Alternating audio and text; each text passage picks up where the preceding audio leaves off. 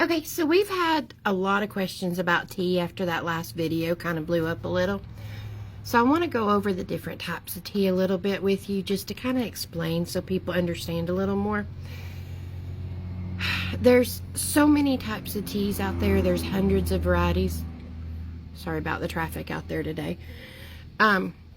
There's so many different varieties that there's literally hundreds of types of tea. It depends on the zones where they're grown, the process after they're grown. But let's break down. I want to show you kind of the main ones that I work with and see if this helps. So I put some on a paper so you can kind of see the difference. Let me just show you. Okay, so the one that most people are familiar with is the black tea. This is one variety of black tea. It just depends on how it's rolled and the oxidation process that it goes through. So this is what people know as the strongest tea. Then everybody's familiar with green tea. So some of them are hand rolled in the little pearls. Again, it depends on where it's at and how it's processed. This is oolong tea. This is a white tea that I work with.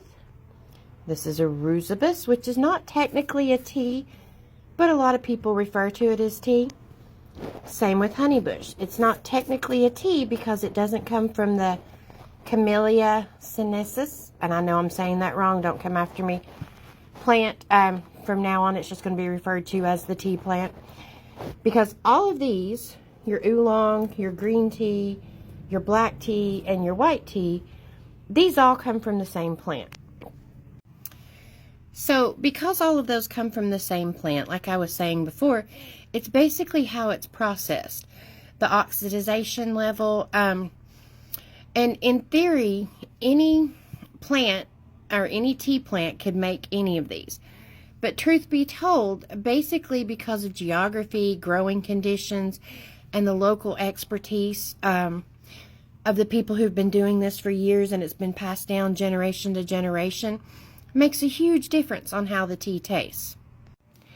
So after this, you have your different types of tea. And like I was talking about the rooibos and the honeybush, they don't come from the tea plant, which means they're not technically a tea. They're referred to either a tisane or an herbal decoction.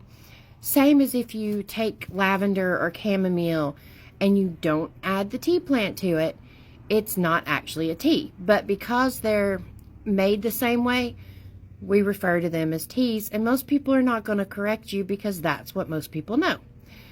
I'm going to do a whole series on each tea, and I hope this helps.